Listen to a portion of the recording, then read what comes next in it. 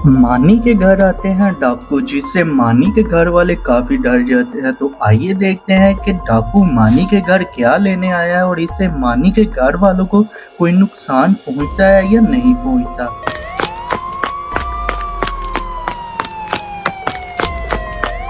ये सामान मैंने इस घर में फेंक दिया है और मैं अभी इस दीवार के पीछे ही छुप जाता हूँ।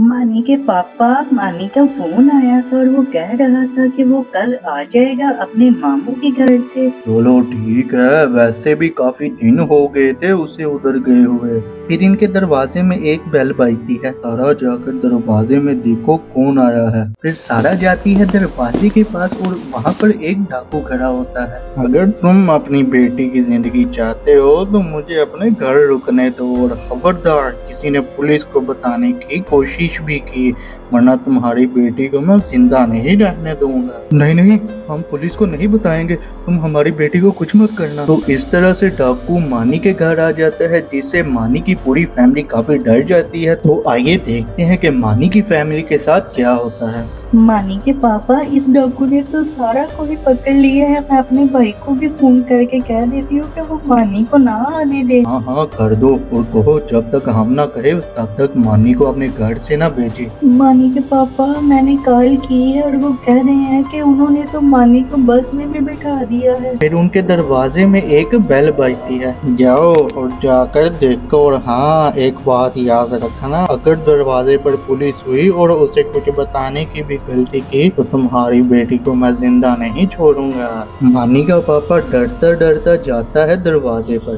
आपके घर में कोई अनजान आदमी तो नहीं आया? क्योंकि रात को इस गांव में एक खतरनाक डाकू आया था और वो जरूर यहाँ किसी के घर में ही है। नहीं इंस्पेक्टर साहब, मैंने किसी अनजान आदमी को नहीं देखा, और अगर वो आया भी हमारे घर में तो हम जरूर आपको इत्तला करेंगे। इस तरह से मानी के घर वाले डाकू से डरते हुए पुलिस को झूठ बोल देते हैं और कुछ देर बाद मानी भी आ जाता है। तो आइए देखते हैं कि मानी के साथ क्या होता है।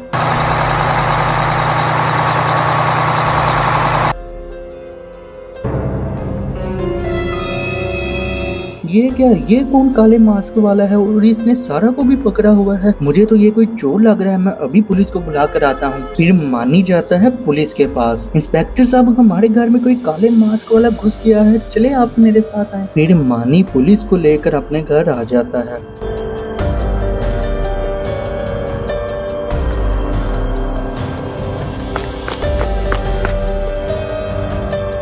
अच्छा, तुम यहाँ छुपे हुए हो, अभी तुम्हें पकड़कर सख्त सख्त सजा देता हूँ, सारी उम्र ही तुम जेल में सड़ोगे। शुक्र है इंस्पेक्टर साहब आप आगे, वरना हम तो बहुत डर गए थे। आप फिक्र मत करे, अब ये किसी को परेशान नहीं कर सकेगा। फिर पुलिस वाले उसका लूटा हुआ माल अपने साथ ले जाते हैं और मानी के घर वाले भी काफी खुश हो जाते हैं कि मानी की वजह से उसकी बहन बच गई है।